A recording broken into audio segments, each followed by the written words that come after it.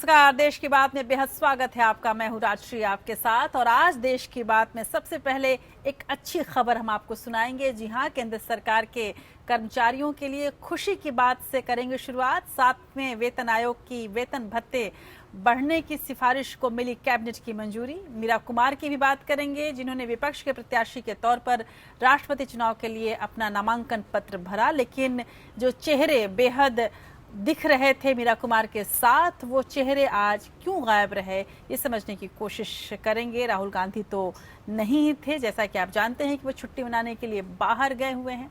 उधर इस चुनाव के बाद जेडीयू आरजेडी के बीच बढ़ी तकरार से बिहार में सरकार गिरने के आसार बढ़ने लगे थे, लेकिन इस तू मैं को अब शांत करने की कोशिश दोनों ही दलों के बड़े नेताओं की तरफ से शुरू हो गई है।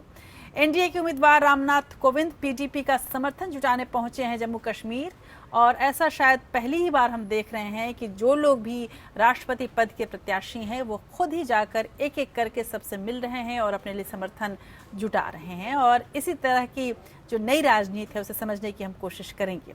उधर जीएसटी के लॉन्च के लिए सरकार ने अपना वॉर रूम बना लिया है। इसमें क्या खास है, कैसे सरकार पूरी तैयारी कर रही है, इसकी पूरी रिपोर्ट हम आपको देंगे।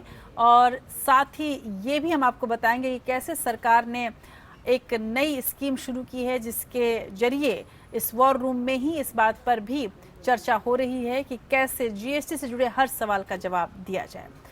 भ्रष्टाचार के खिलाफ आंदोलन से जन्मी आम आदमी पार्टी पर भ्रष्टाचार के आरोप की वजह से दिल्ली विधानसभा का विशेष सत्र में भारी हंगामा हुआ है, उसके भी नज़ारे होंगे। और उधर उत्तर प्रदेश के सहारनपुर हिंसा के लिए सीएम योगी आदित्यनाथ ने खनन माफिया को जिम्मेवार बताया है। आखिर अपने बयानों से नफरत क्यों बो रहे हैं आजम खान, ये भी हम आपको दिखाएंगे। आजम खान जो कि हमेशा विवादों में रहते हैं, लेकिन अब उन्होंने सारी सीमाएं आजम खान ने लांघ दी है और आजम के इस बयान पे कहा जा सकता है कि आजम खान का नाम अब गद्दार खान रख देना चाहिए। ऐसा हम क्यों कह रहे हैं, ये दिखाएंगे आपको। देश की सेना के खिलाफ किस तरह के शर्मनाक बयान को दिया है आजम खान ने और इसके लिए क्या होना चाहिए, ये समझने की कोशिश करेंगे। बेटी बचाओ बेटी पढ़ाओ से सत्ता में आई खट्टर सरकार बता रही है घूंघट को अपने सूबे की शान। तो ये भी देखेंगे कि आखिर खट्टर सरकार ने क्या अपनी नीति बदल दी है या फिर इसके पीछे राजनीति बदल दी है। झारखंड में बच्चा चोरी के आरोप में 7 लोगों की हत्या के बाद दुधारू पशु के मृत शरीर के लिए फिर भीड़ तंत्र ने बनाया है एक शख्स को शिकार, और झारखंड सरकार क्यों उस पर रोक नहीं लगा पा रही है, ये समझने की कोशिश करेंगे। उस शख्स के घर में आग लगा दी गई, भीड़ तंत्र बना रही है देश में समानांतर सरकार, क्या ऐसा है या फिर झारखंड की कमजोर सरकार इस भीड़ तंत्र से लोकतंत्र को बचा नहीं पा रही है, ये हम समझने की कोशिश करेंगे कि इस देश में अब क्या भीड़ धर्म चलेगा या फिर कुछ और। तो आज सुनिए सरकार में हम इसी पर चर्चा करेंगे।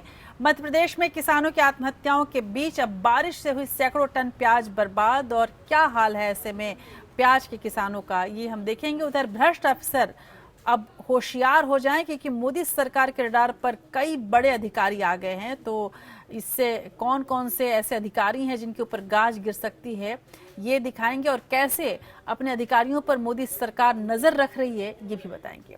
आधार कार्ड को पैन कार्ड से जोड़ना कितना जरूरी हो गया है, ये आपके लिए भी एक खबर है और आप इसको जरूर देखें, क्योंकि करदाताओं को 30 जून से पहले लिंक करना जरूरी है। और यदि आपने अब तक नहीं किया है तो क्या क्या नुकसान आपको झेलना पड़ सकता है, ये हम आपको दिखाएंगे। और उधर आप और हम जो सभी इंटरनेट का यूज करते हैं, इस दुनिया पर एक बार फिर से साइबर हमला हुआ है और वानाक्राई ने दुनिया की 30 बड़ी कंपनियों का कामकाज ठप कर दिया। और यहाँ तक कहा जा रहा है कि आम ज़रूरत या आम कामकाज वाले कंप्यूटर्स भी अब इनके निशाने पर हैं। तो इससे डरने की ज़रूरत है और इससे कैसे बचें, ये हम आपको दिखाएंगे। उधर अंतर्राष्ट्रीय खबरों की यदि बात करें तो बात करेंगे पीएम मोदी की विदेश यात्राओं की और पेश करेंगे खोया पाया का लेखा जोखा।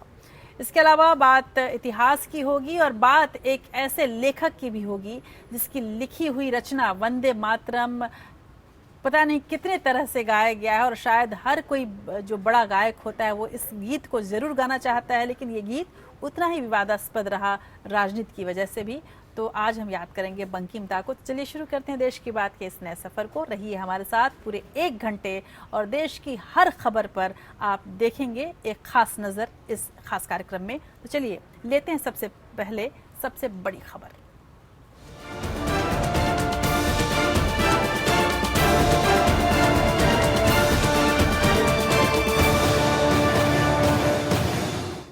केंद्रीय कर्मचारियों के वेतन भत्ते से जुड़ी केंद्र सरकार ने जीएसटी लागू होने से पहले 7वें वेतन आयोग के भत्तों की सिफारिशों को मंजूरी दे दी है।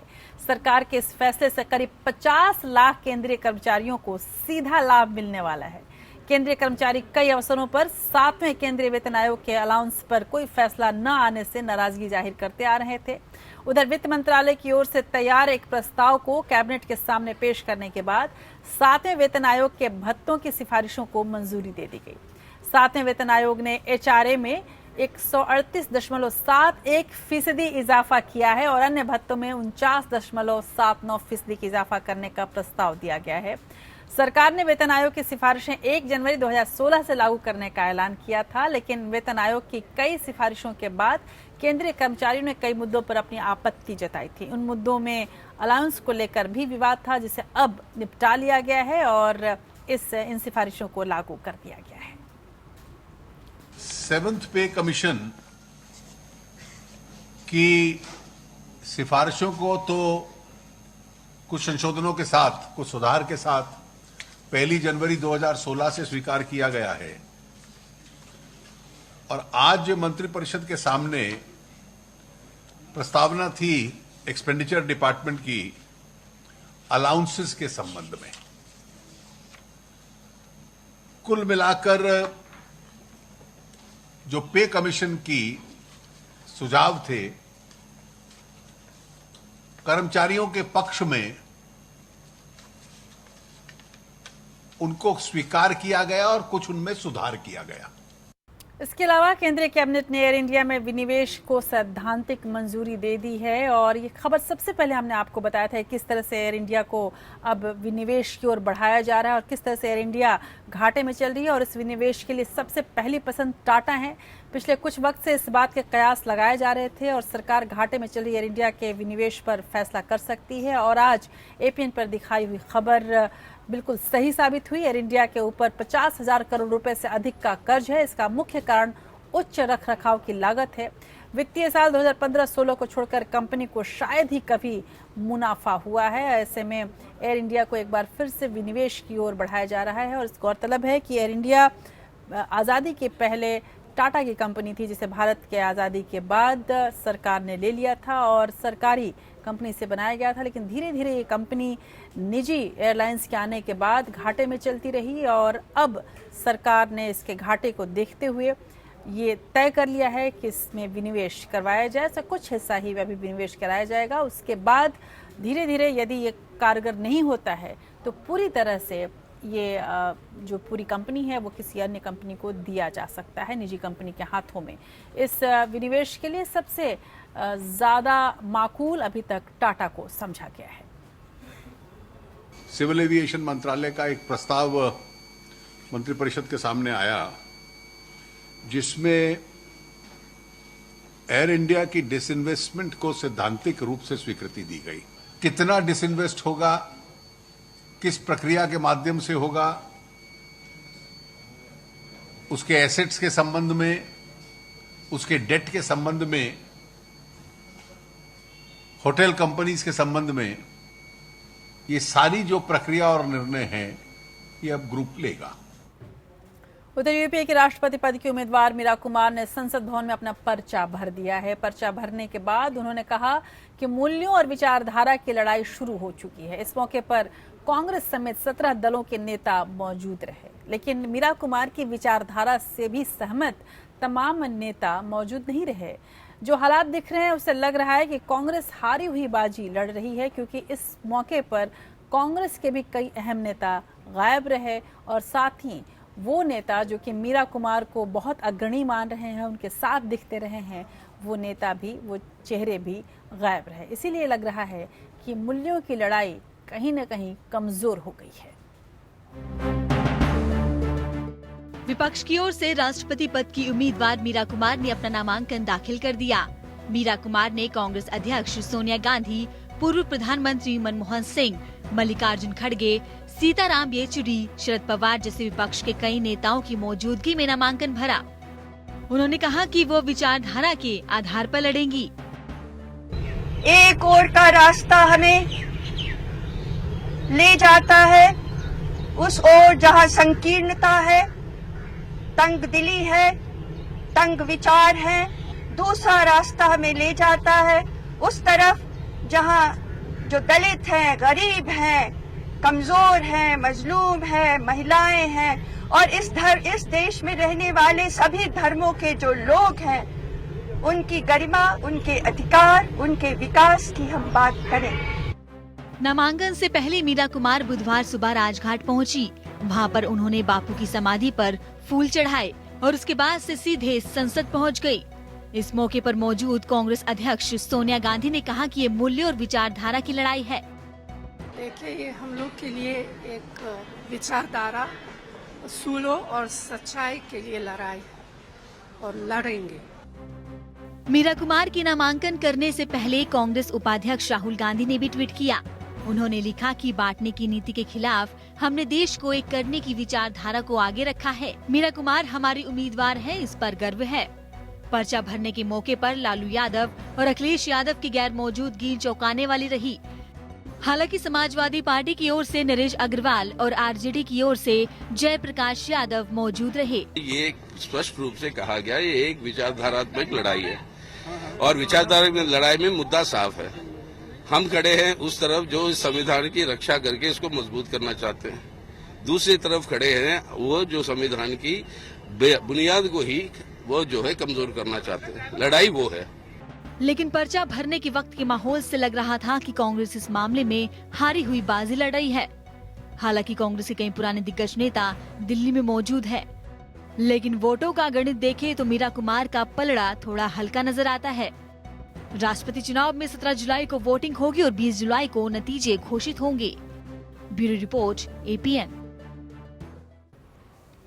उधर कई बड़े चेहरों के ना रहने के कारण कहा जा सकता है कि यूपीए की राष्ट्रपति पद की उम्मीदवार मीरा कुमार का नामांकन फीका रहा। हालांकि उन्होंने जो बाइट मीडिया के सामने दी उसे बिल्कुल भाषण के अंदाज में दिया और जिसने भी इंदिरा गांधी को बोलते हुए सुना होगा, कहीं न कहीं मीरा कॉपी इंदिरा जी को कॉपी करती हुई दिखी। हालांकि पूरी तरह से उतार नहीं पाई, लेकिन कोशिश उन्होंने कुछ वैसी ही की। उधर विपक्षी एकजुटता के तमाम दावों के बीच नामांकन में कई दलों के प्रमुख नहीं पहुंचे। उनकी जगह पार्टी के दूसरे प्रतिनिधियों ने नामांकन में हिस्सा लिया। खुद कांग्रेस उपाध्यक्ष राहुल गांधी इस मौके पर मौजूद नहीं थे, जैसा कि आपने तस्वीरों में देखा। और हालांकि उन्होंने ट्वीट करके मीरा कुमार को सहयोग देने की कोशिश की और कहा कि विचारधारा की लड़ाई है, लेकिन विचारधारा के करीब वो दिखे नहीं।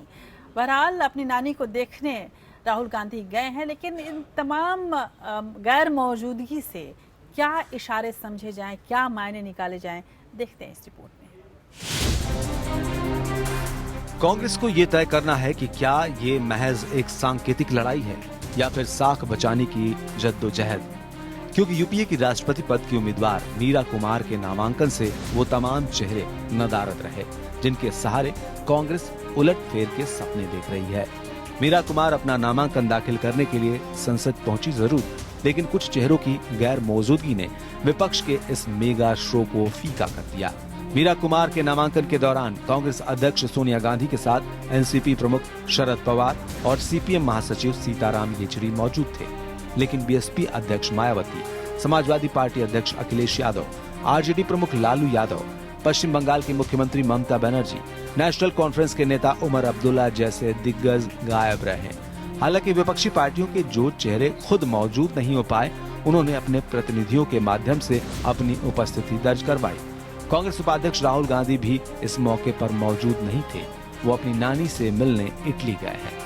राष्ट्रपति चुनाव के जरिए कांग्रेस 2019 के लोकसभा चुनाव को लेकर एकजुटता प्रदर्शित करना चाहती थी, लेकिन जैसे जैसे राष्ट्रपति चुनाव करीब आता गया, विपक्षी एकता में सेंध लगती गई। विपक्ष को सबसे बड़ा झटका तब लगा जब बिहार के मुख्यमंत्री नीतीश कुमार और उनकी पार्टी जेडीयू ने एनडीए के उम्मीदवार रामनाथ कोविंद को समर्थन दे दिया। मीरा कुमार के नामांकन में बड़े विपक्षी नेताओं की गैर मौजूदगी के सवाल पर कांग्रेस ने सफाई दी।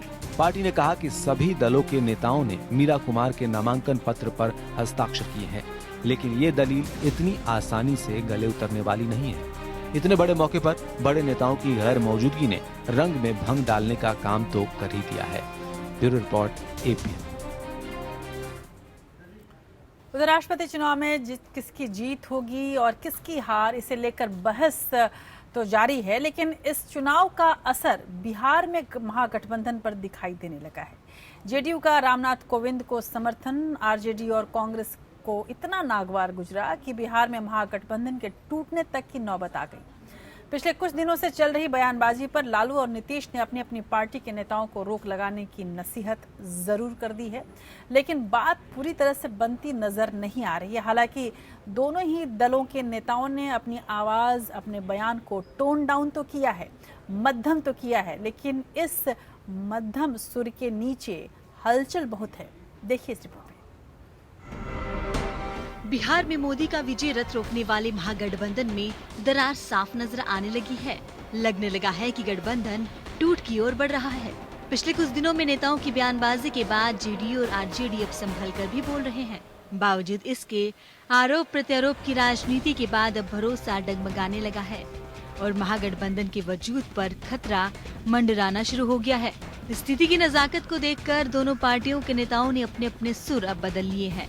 अब वरिष्ठ नेताओं को सामने आकर ये बयान देना पड़ रहा है कि उनका गठबंधन अटूट है और ये हमेशा कायम रहेगा। गठबंधन 2020 तक नहीं 2025 तक चलेगा। हमारे में आपस में कोई क्रियान्वयन को लेकर के मतभेद नहीं है। राष्ट्रपति के चुनाव के उम्मीदवारी को लेकर के हमारी तीनों की अलग अलग राय है। इससे गठबंधन की एकता पर कोई फर्क नहीं पड़ता। एक हिंसक उत्प्रेरित हुकूमत द्वारा प्रेरित भीड़ किसी का कत्ल कर दे और ये गाहे बगाहे नहीं हो रहा है, लगातार हो रहा। महागठबंधन के भीतर मची हलचल के बाद बिहार के मुख्यमंत्री नीतीश कुमार ने भी दो टूक कहा और कहा कि हमने जनता की सेवा का कमिटमेंट किया है और इसके लिए चाहे जितनी आफत आए हम पीछे नहीं हटेंगे। लेकिन एक दूसरे पर दबाव का राजनीति लगातार जारी है। यूं तो गठबंधन बनने के बाद से ही जेडीयू और आरजेडी कई बार आमने सामने आ चुके हैं, लेकिन राष्ट्रपति चुनाव को लेकर ये दूरी अब टूट की कगार तक पहुंच चुकी है। जेडीयू हर कदम अब फूंक फूंक कर रख रही है। विपक्ष में रहते हुए भी वो विपक्ष के साथ नहीं है और बीजेपी के साथ न रहकर भी वो कई बार उसके साथ दिखाई दे रही है। केसी त्यागी ने तो इशारों ही इशारों में एक बार फिर कहा कि सरकार के अच्छे कामों का जेडीयू समर्थन करती रहेगी। ये कुछ पॉजिटिव सिम्टम्स हैं। जीएसटी पर लगभग सभी दलों की एक राय है, ये लागू होना चाहिए। कोई भी पॉलिटिकल पार्टी और कोई भी इंडियन सेना के पराक्रम को कम करके नहीं आंक सकता, जैसा कि सर्जिकल स्ट्राइक में हुआ। डिमोनेटाइजेशन पे नीतीश कुमार जी का पार्टी का व्यू था कि इससे काले धन पर रोक लगेगी। राष्ट्रपति को चुनाव को लेकर के हमारी ये आइसोलेटेड सपोर्ट है और इसके दूसरे अर्थ नहीं निकाले जाने चाहिए।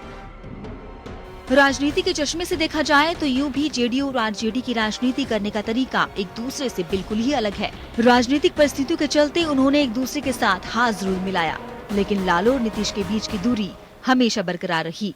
भ्रष्टाचार के तमाम आरोपों से घिरे लालू यादव ने सुशासन बाबू यानी कि नीतीश कुमार का दूर रहना ही पसंद करते हैं। दोनों के बीच की दूरी की एक अहम वजह ये भी है कि जहां नीतीश की नजर केंद्र की राजनीति पर है, तो वहीं लालू भी किंग मेकर की भूमिका में बने रहना चाहते हैं, जो शायद ही दोनों के बीच मतभेद की एक बहुत ही बड़ी वजह है। Bureau report APN. उधर राष्ट्रपति चुनाव में अपनी जीत तय करने के लिए एनडीए उम्मीदवार रामनाथ कोविंद बेहद एक्टिव हैं। वो देश भर में घूमकर समर्थन बटोर रहे हैं। यूपी उत्तराखंड के बाद रामनाथ कोविंद जम्मू कश्मीर पहुंचे हैं, जहां उन्होंने मुख्यमंत्री महबूबा मुफ्ती से मुलाकात की है। गुरुवार को कोविंद पंजाब और हरियाणा के सांसदों, विधायकों का समर्थन जुटाने के लिए चंडीगढ़ में होंगे और ऐसा शायद बहुत दिनों के बाद देखा जा रहा है कि जिसे भी राष्ट्रपति चुनने के लिए एनडीए ने तय किया है या किसी भी केंद्रीय दल ने तय किया है, वो इतना एक्टिव होकर अपने लिए वोट जुटाए। हालांकि आमतौर पर जो सत्ता पक्ष होता है वही अपने उम्मीदवार के लिए वोट जुटाता है, या मान लिया जाता है कि जो उम्मीदवार है वो जाहिर सी बात है कि सत्ता पक्ष का है, तो तमाम ऐसे दल जो कि उसी सत्ता पक्ष के हैं वो अपने आप वोट करेंगे, लेकिन रामनाथ कोविंद को अपने बाहुबल पर भरोसा है और इसीलिए शायद वो घूम घूम कर अपने लिए समर्थन जुटा रहे हैं। राष्ट्रपति चुनाव के लिए समर्थन जुटाने की कवायद के तहत एनडीए के उम्मीदवार रामनाथ कोविंद ने जम्मू कश्मीर के मुख्यमंत्री महबूबा मुफ्ती से मुलाकात की। मुलाकात के दौरान रामनाथ कोविंद ने एनडीए के घटक दल पीडीपी सहित अन्य दलों के विधायकों से राष्ट्रपति पद के लिए समर्थन मांगा। महबूबा मुफ्ती रामनाथ कोविंद के नामांकन में शामिल नहीं हो सकी थी, लेकिन उन्होंने कोविंद की उम्मीदवारी का समर्थन करने का भरोसा दिया है। इससे पहले रामनाथ कोविंद समर्थन जुटाने के लिए उत्तर प्रदेश और उत्तराखंड का दौरा कर चुके हैं। जम्मू कश्मीर के बाद रामनाथ कोविंद चंडीगढ़ जाएंगे, जहां वो पंजाब और हरियाणा के सांसदों और विधायकों से मिलकर समर्थन जुटाने की कोशिश करेंगे। अपनी उम्मीदवारी के लिए समर्थन जुटाने के मकसद से कोविंद दक्षिण भारतीय राज्यों का दौरा भी करेंगे। वो केरल, तमिलनाडु और पुडुचेरी जाएंगे। एनडीए को भरोसा है कि उसके घटक दलों के अलावा जेडीयू, बीजेडी, एआईएडीएमके, टीआरएस और वाईएसआर कांग्रेस का समर्थन मिलने के बाद उसे कुल वोटों का करीब 60% वोट हासिल हो जाएगा, जो राष्ट्रपति चुनाव में उसकी जीत पर आखिरी मोहर लगाएगा। Bureau report, APN. उधर 1 जुलाई से पूरे देश में जीएसटी लागू कर दिया जाएगा। जीएसटी लागू करने में सरकार को कई चुनौतियों का भी सामना करना पड़ेगा और इन चुनौतियों से निपटने के लिए वित्त मंत्रालय ने खास तैयारी की है, ऐसा वित्त मंत्रालय का दावा है।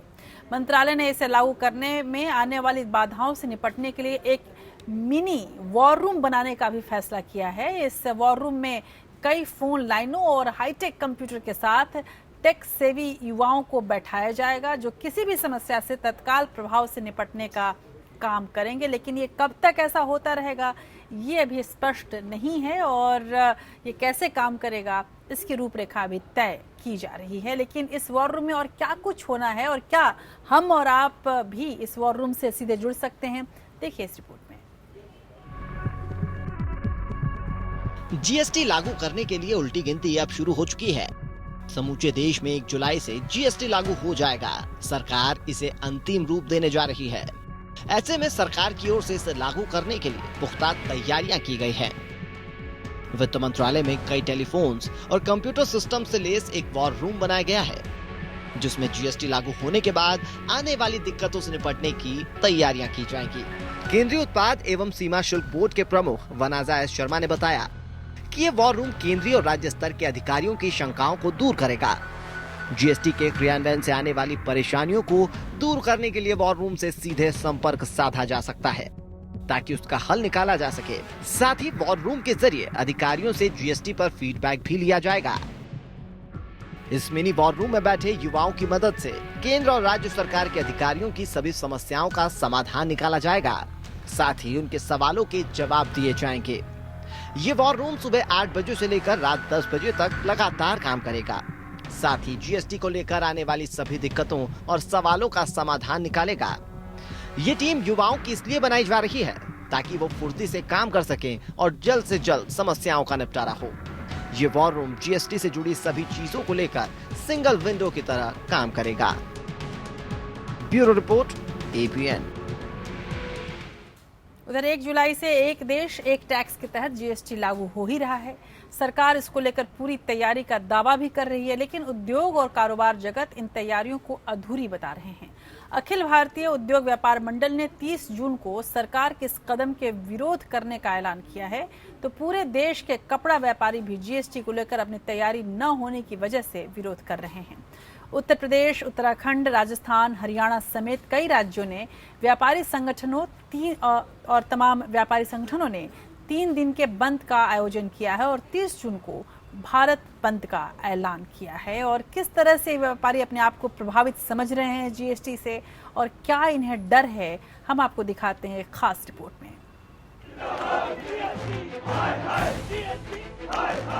जीएसटी से छोटे कारोबारी, व्यापारी और लघु मध्यम दर्जे के उद्योग धंधे करने वाले बेहद निराश हैं।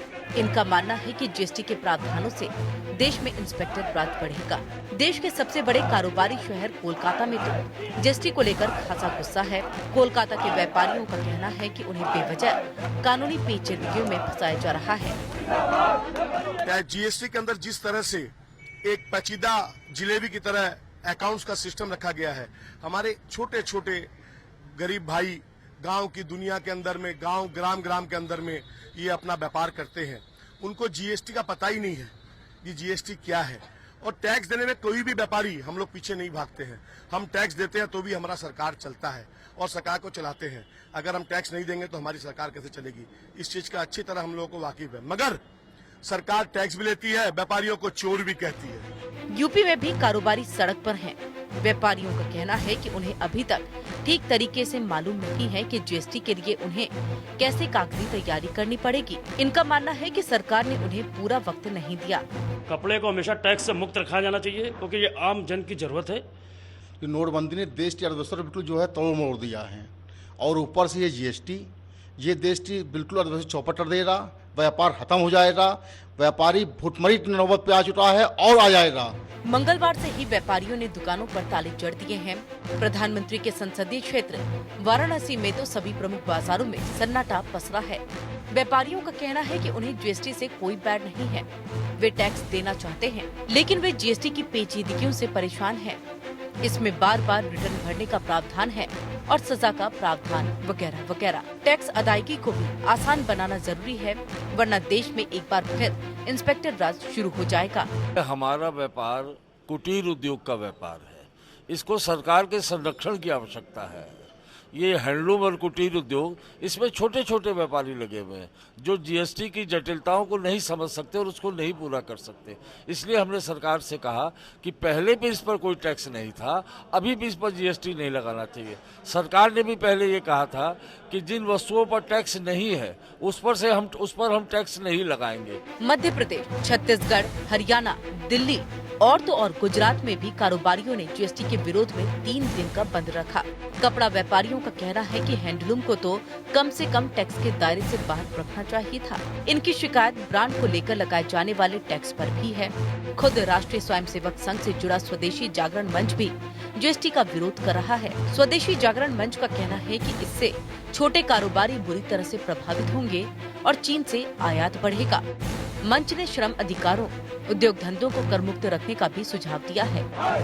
Bureau report, APN। उधर पश्चिम बंगाल की मुख्यमंत्री ममता बनर्जी ने साफ कर दिया है कि उनकी पार्टी जीएसटी की लॉन्चिंग में शामिल नहीं होगी। ममता ने कहा कि 30 जून को आधी रात को संसद में जब जीएसटी लॉन्चिंग का जश्न होगा तब पार्टी विरोध दर्ज कराने के लिए इसमें शामिल नहीं होगी। अब बढ़ते हैं दिल्ली विधानसभा से जुड़ी खबर की ओर। दिल्ली विधानसभा के विशेष सत्र के दौरान तब हंगामा हो गया जब 2 व्यक्तियों ने दर्शक दीर्घा में कागज फाड़कर फेंका और नारेबाजी शुरू कर दी। खबरों के मुताबिक ये दोनों ही आम आदमी पार्टी के कार्यकर्ता थे और भ्रष्टाचार के आरोप लगने के बाद मंत्री सत्येंद्र जैन के इस्तीफे की मांग कर रहे थे। इन खबरों के अनुसार इन दोनों से आप विधायकों ने हाथापाई भी की। 2 दिन का विशेष सत्र शुरू होते ही दिल्ली विधानसभा में हंगामा मच गया। दर्शक दीर्घा में बैठे कुछ लोगों ने स्वास्थ्य मंत्री सत्येंद्र जैन पर पर्चे फेंके, जिसके बाद इन युवकों को विधानसभा के बाहर निकाल दिया गया। आरोप है कि बाहर निकाले जाने के बाद आम आदमी पार्टी के विधायकों ने युवकों की जमकर पिटाई की। इस पूरे हंगामे के कारण करीब 30 मिनट तक सदन की कार्यवाही प्रभावित रही। सदन के अंदर ये भगत सिंह जी के नाम लेकर के जो गुंडागर्दी करने का प्रयास किया है। ये कौन थे? वो कह रहे हैं आम आदमी पार्टी के हैं हम लोग। अरे आम आदमी पार्टी का द्वारा में खड़ा हो जाता है। भाई किसके रिकमेंडेशन से अंदर आया? लेकिन किसी एमएलए को उनको पीटने का राइट नहीं है। हमारे मिनिस्टर मारपीट करें, खूनो खून करें लोगों को, हम लॉ मेकर हैं। मैं जानता नहीं उनको अनपढ़, जिन लोगों ने गैलरी में काम किया उनको खूनो खून किया गया, उनको पीटा गया और यहाँ तक एमएलए गैलरी के अंदर इन लोगों के प्राइवेट लोग अंदर गुंडागर्दी कर रहे और पीट रहे हैं एमएलए गैलरी के अंदर आके। ये पहली बार मैंने विधानसभा में देखा। दर्शक दीर्घा में पर्चे फेंकने के दोनों आरोपी भ्रष्टाचार के आरोपों से घिरे केजरीवाल सरकार के मंत्री सत्येंद्र जैन को बर्खास्त करने की मांग कर रहे थे। हाथापाई इतनी बढ़ गई कि विधानसभा परिसर में पुलिस को बुलाना पड़ा। 28 और 29 जून को दिल्ली विधानसभा का विशेष सत्र बुलाया गया है। इस सत्र में पीडब्ल्यूडी और नगर निगम के जुड़े मुद्दे सहित एक स्कीम के तहत लोगों को आवंटित किए गए घरों के मालिकाना हक को लेकर फंसे हुए मामलों पर चर्चा होनी है। ये पर्चा सदन के अंदर उछाला गया है इसमें लिखा है कि अरविंद केजरीवाल इस्तीफा दे, सत्येंद्र जैन इस्तीफा दें, भ्रष्टाचार बर्दाश्त नहीं करेंगे, आम आदमी पार्टी जिंदाबाद। आम आदमी पार्टी में भ्रष्टाचार और भ्रष्टाचारी के लिए कोई जगह नहीं है। और इन्होंने ये भी लिखा है कि अरविंद केजरीवाल की चुप्पी से नाराज होके इन लोगों ने ये पर्चे सदन के अंदर फेंके हैं। और इसमें यह भी लिखा है कि ये किसी को नुकसान नहीं पहुंचाना चाहते, हिंसात्मक तरीके से इन्होंने अपना विरोध दर्ज कराया है। दिल्ली विधानसभा के 2 दिन के विशेष सत्र के दौरान सत्येंद्र जैन के खिलाफ कार्रवाई की मांग को लेकर बीजेपी भी हंगामा कर सकती है। बीजेपी भ्रष्टाचार के मुद्दे पर केजरीवाल सरकार को घेर सकती है। Bureau report, APN। और आगे हम आपको एक ऐसी खबर दिखाएंगे जिसे देखकर आप ये सोचने को मजबूर हो जाएंगे, क्या यही हमारी भारतीयता है? क्या हम इतने असहिष्णु हो गए हैं? क्या हम भीड़ तंत्र की ओर बढ़ रहे हैं? लेकिन उससे पहले एक खबर ऐसी जिसे सुनकर हर भारतीय का खून खौल उठेगा। भारत में सभी को कुछ भी बोलने की आज़ादी है, क्योंकि हम प्रजातांत्रिक व्यवस्था में रहते हैं और हमारे देश में बोलने की आज़ादी बिल्कुल है और हर तरह की आलोचना करने की भी आज़ादी है और स्वस्थ प्रजातंत्र का यही स्वरूप भी है। लेकिन बोलने की आज़ादी का मतलब ये नहीं कि आप देश के सम्मान को ठेस पहुंचाएं, सेना के सम्मान में गुस्ताखी कर जाएं। जिस सेना को देश सलाम करता है, जिसकी शहादत में पूरा देश आंसू बहाता है, उसी सेना को समाजवादी पार्टी के नेता आजम खान ने इन शब्दों में परिभाषित किया है जिसे सुनकर हम और आप गुस्से से भर जाएं, हमारा खून खौल उठे। अपने जहरीले बोल से आजम खान ने सेना को अपमानित किया और ये कोई पहली बार नहीं है। इसके पहले भी वो भारत माँ को उल्टा कह चुके हैं। उधर अब जो बदजबानी आजम खान ने की है वो कुछ यूं है जिसे आप सुने तो आपको भी गुस्सा आएगा। सेना पर आपत्तिजनक टिप्पणी करते हुए आजम ने कुछ ऐसी बातें कही हैं जो हर भारतीय का अपमान है। यूं आजम अकेले नहीं है जिन्होंने सेना और देश का अपमान किया है। कन्हैया कुमार, अरुंधति रॉय, प्रशांत भूषण जैसे लोगों ने अपने बयानों से देश को पहले भी शर्मसार किया है, लेकिन आजम खान ने तो सारी हदें पार कर दी। क्या कहा है आजम खान ने, ये सुनिए और इस पर भी सोचिए कि ऐसे बयान बहादुरों का क्या किया जाए, क्या सलूक इनके साथ होना चाहिए। देखिए इस रिपोर्ट में। कह देना चाहते हैं कि तुम लाख कोशिश कर लो, हम ह्यूमन राइट वायलेशन पे बोलेंगे, हम आफ्सपा के खिलाफ बोलेंगे, हम सैनिकों का सम्मान करते हुए इस बात को बोलेंगे कि कश्मीर के अंदर महिलाओं का बलात्कार किया जाता है। सुरक्षा आर्मी को वहां से हटाना चाहिए, armed forces special powers act को खत्म करना चाहिए और कोशिश ये करनी चाहिए कि वहां की जनता हमारे साथ आए। अगर उसके बाद भी हमारे साथ नहीं है, अगर वो जनता वहाँ की ये चाहती है कि भाई हम अलग होना चाहते हैं, तो मेरी राय ये है कि वहाँ पर प्लेबिसाइट कराकर अगर वो अलग होना चाहते हैं तो उनको अलग होने देना चाहिए। इनके विवादित बयान से आप समझ ही गए होंगे कि ये देश में रहकर किस मुल्क की भाषा बोल रहे हैं। इस भाषा को क्या कहते हैं? इन्हें बोलने की आजादी दी गई है, लेकिन ये उसका नाजायज फायदा उठा रहे हैं। ये लोग जिस देश में खाते हैं उस देश में रहकर देशद्रोह की भाषा बोलते हैं। जिस सेना को सभी सलाम करते हैं उसी सेना का इन जैसे लोगों ने अपमान किया है। ये लोग देश में रहते हैं, भाषा दुश्मन देश की बोलते हैं। अब इस लिस्ट में समाजवादी पार्टी नेता आजम खान का नाम भी जुड़ गया है। हमेशा जुबान से जहर उगलने वाले आजम खान ने इस बार देश पर मर मिटने वाले जवानों पर शर्मनाक बयान देकर सेना और देश का अपमान किया है। कहीं कोई किसी के हाथ काट कर लेकर जाता है, लेकिन इस मौके पर महिला दहशतगर्दों ने फौज के प्राइवेट पार्ट्स को काट कर साथ ले गए। उन्हें हाथ से शिकायत नहीं थी, सर से नहीं थी, पैर से नहीं थी।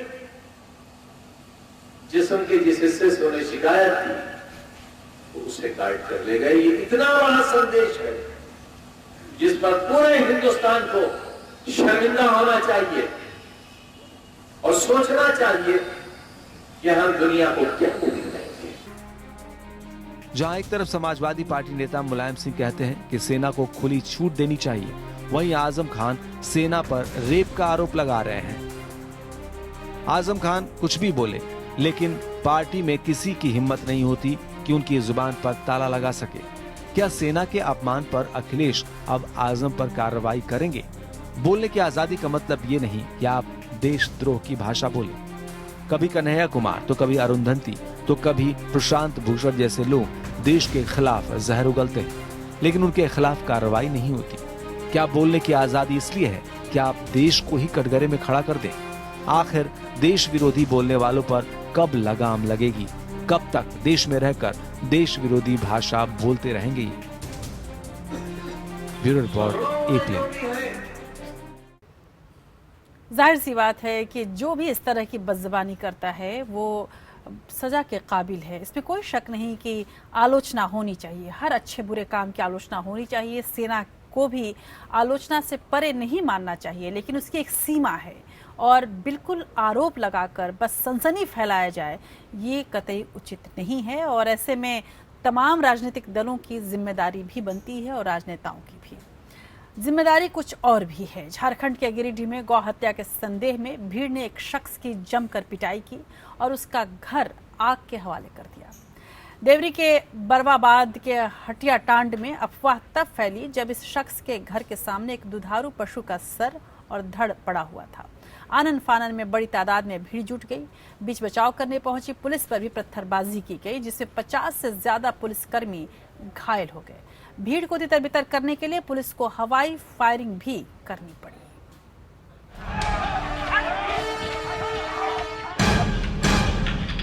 हवा में फैली दहशत को ये तस्वीरें बयां कर रही हैं। खून की प्यासी भीड़ जमा हो रही है। भीड़ खुद पुलिस है, भीड़ खुद अदालत है और कसाई भी भीड़ खुद है, क्योंकि दुधारू पशु का शरीर जिस शख्स के घर के पास मिला वो दूसरे संप्रदाय का है। भीड़ को इससे बड़ा सबूत नहीं चाहिए। वो आस्था के मामले में किसी पुलिस, कानून, अदालत की मोहताज नहीं, लिहाजा उस शख्स को इसकी सजा मिलनी ही थी। जी भर कर पीटा गया उसे। इसी बीच उसके घर में आग लगा दी गई। पुलिस ने आकर पीटने वालों को बचाने की नापाक हरकत की। उसने भीड़ की अदालती कार्रवाई में अड़चन डाली।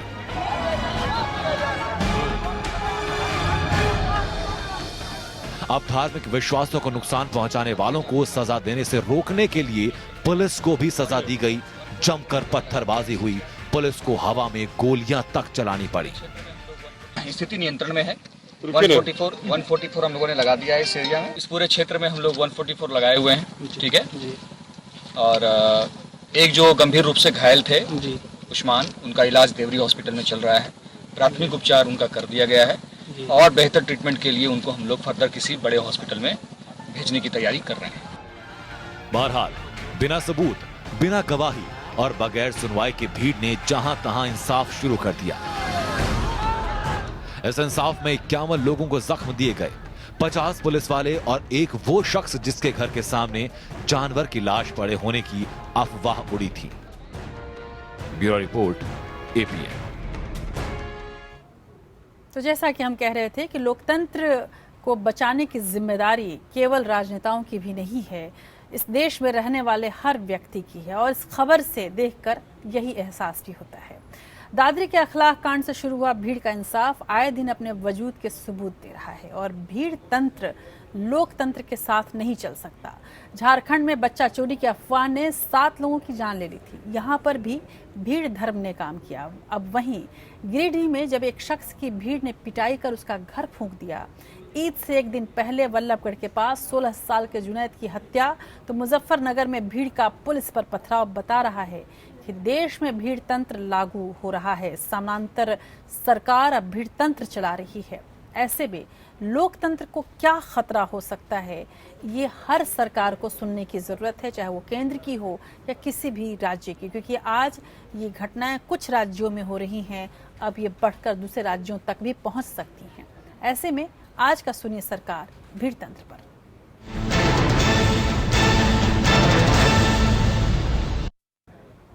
तो तमाम ऐसे उदाहरण हमारे सामने पिछले दिनों मिले हैं जिसमें भीड़ के कानून के हाथ में लेने की घटनाओं ने देश भर को चिंतित कर दिया है।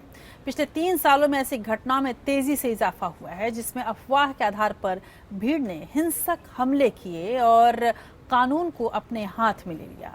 भीड़ का ये नया जो फैसला है, ये नया जो न्याय देने की कोशिश है, जाहिर सी बात है कि वो एक स्वस्थ प्रजातंत्र के लिए खतरा है। आज गिरिडीह तो कल कहीं और, तो परसों किसी भी वक्त भीड़ के जुटने का कोई वक्त नहीं होता। भीड़ कभी खुद जुटती नहीं, जुटाई जाती है। रास्ते छोड़ दो, भीड़ आती है। गिरिडीह में उस्मान को महज अफवाह के बिना पर सजा दी गई। खून पसीना एक करके बनाया आशियाना आग के हवाले कर दिया गया। उसका मजहब भीड़ के धर्म से जुदा था। पुलिस को भी भीड़ धर्म ना मानने की सजा दी गई। आज झारखंड तो परसों उत्तर प्रदेश था, जहां मुजफ्फरनगर में ईद से एक दिन पहले बीफ के शक में पुलिस का सवान मोहल्ले पहुंच गई। बीफ के शक में 3 युवकों को पकड़ लिया गया। भीड़ जुटी। भीड़ का भरोसा व्यवस्था से उठ चुका है। वो अब खुद को अदालत, खुद को पुलिस मानने लगी है। जमकर पथराव हुआ, तीनों को छुड़ा लिया गया। भारी पुलिस लगानी पड़ी। शहर में दंगे की सी सूरत बन गई। इससे पहले राजधानी दिल्ली के पास बल्लभगढ़ में एक लोकल ट्रेन भीड़ के इंसाफ की गवाह बनी। 16 साल के जुनैद और उसके भाइयों को भीड़ ने बुरी तरह पीटा और जुनैद की चाकू घोंपकर हत्या कर दी गई और ट्रेन के नीचे फेंक दिया गया। भीड़ का इंसाफ था, सो किसी ने नहीं देखा। अभी तक पुलिस भी किसी को पकड़ना तो दूर, पहचान तक नहीं कर पा रही। यहाँ भी भीड़ का धर्म दूसरा था, इसलिए भीड़ धर्म ने हाथों हाथ इंसाफ कर दिया। वजीर आजम जुनैद का पिता आपसे इंसाफ मांग रहा है। वो ईदी में आपसे अपने बेटे की जान मांग रहा है। उसे जान के बदले जान नहीं चाहिए। उसे उसका बेटा जुनैद लौटा दीजिए। उस्मान को उसका आशियां लौटा दीजिए। ये पहला मौका नहीं है जब आपका कोई मंत्री राष्ट्रपति के इफ्तार में शामिल नहीं हुआ हो। यूपी के सीएम आदित्यनाथ योगी ने भी दूरी बनाकर संदेश ही दिया कि सबका साथ, सबका विकास सिर्फ एक जुमला है। वजीर आजम एक भीड़ से आंखें मूंद कर दूसरी भीड़ को देशद्रोही कब तक बताएंगे? गिरिडीह और मुजफ्फरनगर बता रहे हैं कि आपकी चुप्पी पर उनका भरोसा नहीं रहा। पुलिस प्रशासन भी झूठे मुखबिरों की खबर पर कार्रवाई करने लगी है। बेटी पढ़ाओ बेटी बचाओ के नारे के बावजूद आपके राज में देश के किसी भी सूबे में औरत महफूज नहीं रही, लेकिन गाय के नाम पर भीड़ पुलिस बन गई है और पुलिस भीड़ की तरह तमाशाई। पिछले कुछ दिनों में जम्मू में भी इसी तरह भीड़ ने कानून हाथ में लिया था। एक औरत रहम के लिए भीड़ के सामने लोकतंत्र की तरह गिड़गिड़ा रही थी, लेकिन आपकी खामोशी से भीड़ के हौसले बढ़ते जा रहे हैं। दिल्ली के सोनिया विहार में एक खबरनवीस पर जानलेवा हमला कर देती है भीड़। हमें मालूम है कि आप मुल्क को भीड़ का देश नहीं बनने देना चाहते। आप दुनिया भर का दौरा करते हैं, आपको उनके सवालों से बचना पड़ता है। कई बार इस भीड़ की कारस्तानी की वजह से जवाब देना मुश्किल होता है, लेकिन प्रधानमंत्री जी, इस भीड़ के डर से लोगों ने अपनी बातें रखनी बंद कर दी है। ये भीड़ आपकी बड़ी फैन है। ज्यादातर आपकी पार्टी के आदर्शों के नाम पर कानून को सबक सिखा रही है, लेकिन खतरा और भी है। अब ये भीड़ दूसरी तरफ जुटने लगी है। कम से कम मुजफ्फरनगर तो यही कहता है। गंगो जमन का दोआबा अब कश्मीर घाटी की तरह चलने लगा है। आपकी खामोशी से आग धीरे धीरे देश को अपने दायरे में ले लेगी। हो सकता है इससे आपको सियासी नुकसान के बजाय फायदा हो, लेकिन वजीर आजम, अब आप किसी सियासी दल के नुमाइंदे या किसी एक खास धर्म के अनुयायी नहीं हैं। आप पूरे मुल्क के पैरोकार हैं, रहनुमा हैं, मसीहा हैं। ये भीड़ धर्म देश के टुकड़े टुकड़े कर देगा। अंशुमान त्रिपाठी, एपीएन।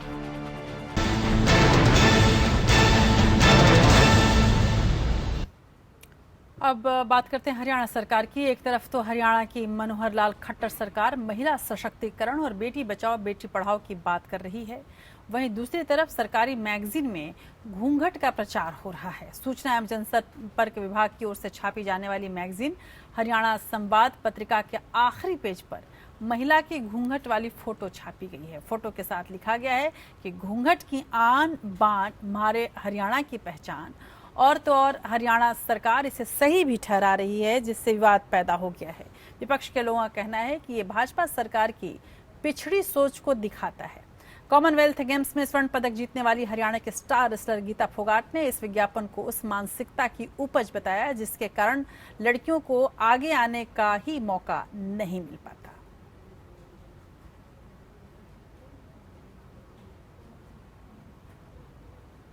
और अब देखते हैं नेशनल टॉप 5 खबरें।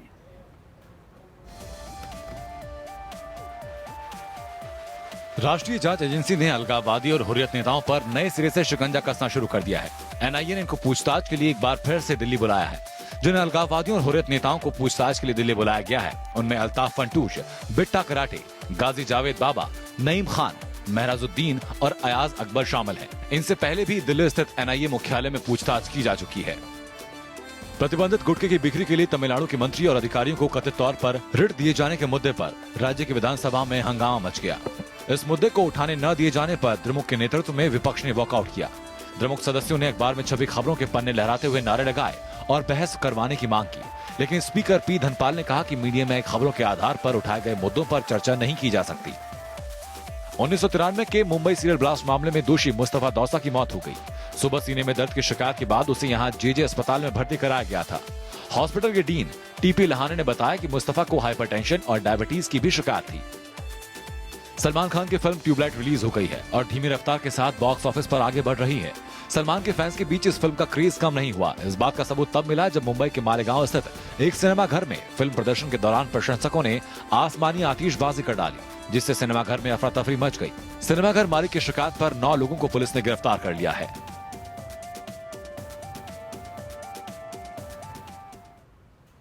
उधर मध्य प्रदेश में कर्ज के बोझ तले दबे किसान मरने को मजबूर हो रहे हैं तो सरकारी बदइंतजामी ने उन किसानों के चेहरे पर भी शिकन ला दी है जो इस बार अच्छी पैदावार से खुश थे।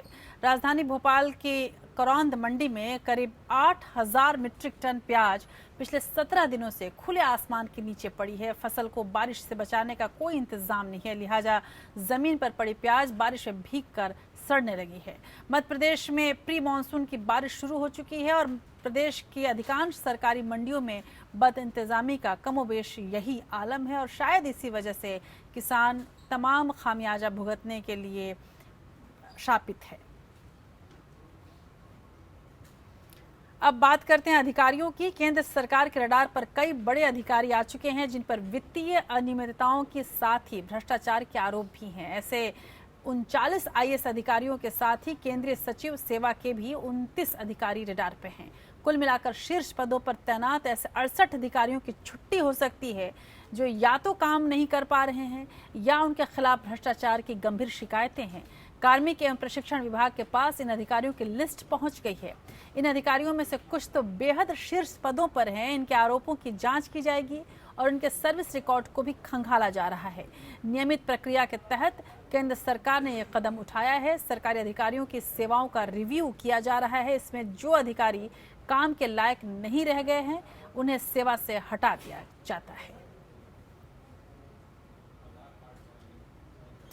इनकम टैक्स डिपार्टमेंट ने अब नया पैन कार्ड बनवाने के लिए आधार कार्ड को जरूरी कर दिया है। इसके अलावा जिन लोगों का आधार और पैन कार्ड पहले से बना हुआ है उनको दोनों कार्ड एक दूसरे से लिंक कराने के लिए केवल 2 दिन ही बाकी बचे हैं। यदि आपने भी ऐसा नहीं किया है तो अब आपको तुरंत ये कराना होगा क्योंकि 1 जुलाई से ये अनिवार्य कर दिया गया है।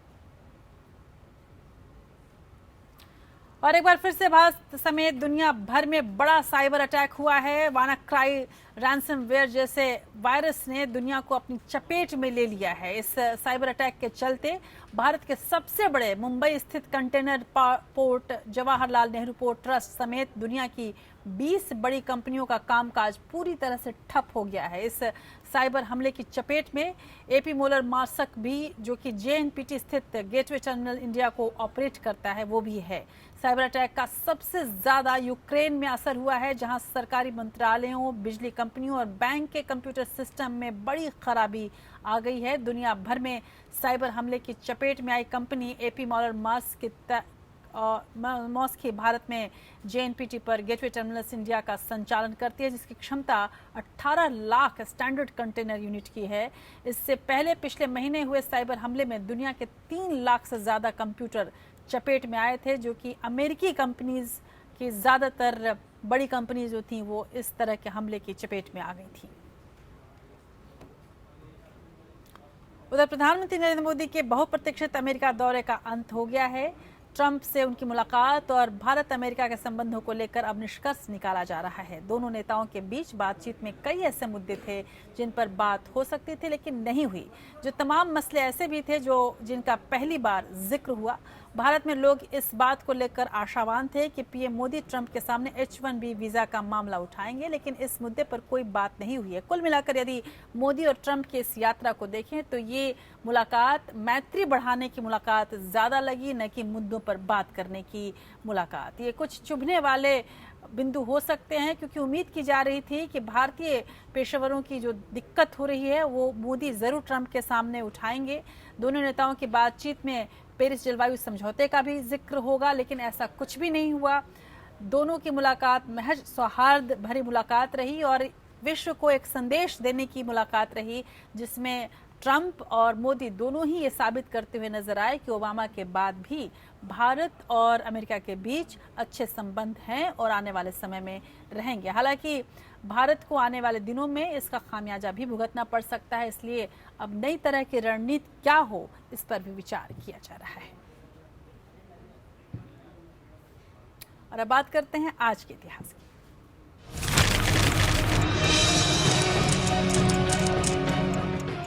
28 जून 1919 में वारसा शांति संधि पर दस्तखत के साथ ही आज के दिन ही प्रथम विश्व युद्ध का अंत हो गया था।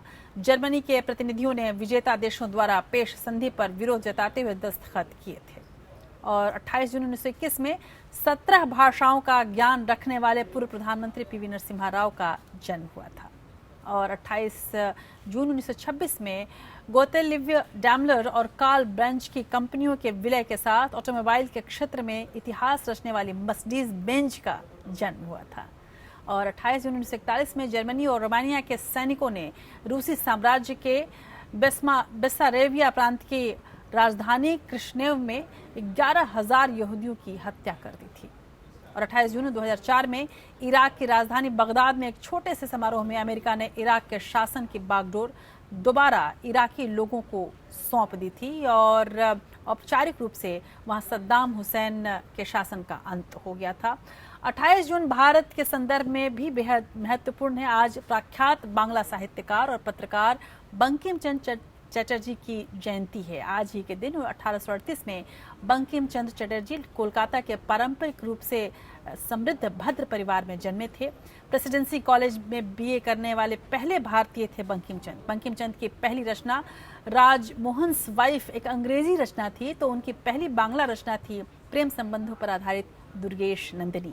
इसके बाद कपाल कुंडला और फिर विश्व वृक्ष की रचना उन्होंने की। 1872 में बंकिम चंद्र चटर्जी ने बंग दर्शन नाम की पत्रिका का प्रकाशन और संपादन भी किया और इसलिए वो एक अच्छे पत्रकार भी थे।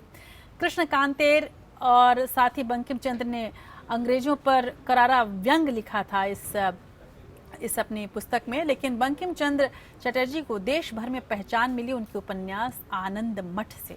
बंगाल में अंग्रेजों के खिलाफ हुए सन्यासी विद्रोह पर आधारित इस उपन्यास के लिए उन्होंने वंदे मातरम गीत लिखा जो हमारे और आपके दिलों में बसा हुआ है। बंकिम चंद्र ने मृणाली, इंदिरा, राधा रानी देवी चौधरानी, मोची राम गौरे और तमाम ऐसे उपन्यास लिखे जो जीवन चरित्र पर भी थे, जो कहानी भी कहते रहते थे और नए प्रयोग के तौर पर लिए जा सकते हैं। इसके अलावा उन्होंने कविताओं का भी तमाम संग्रह निकाले। ललिता ओ मानस भी खूब उनका लोकप्रिय हुआ।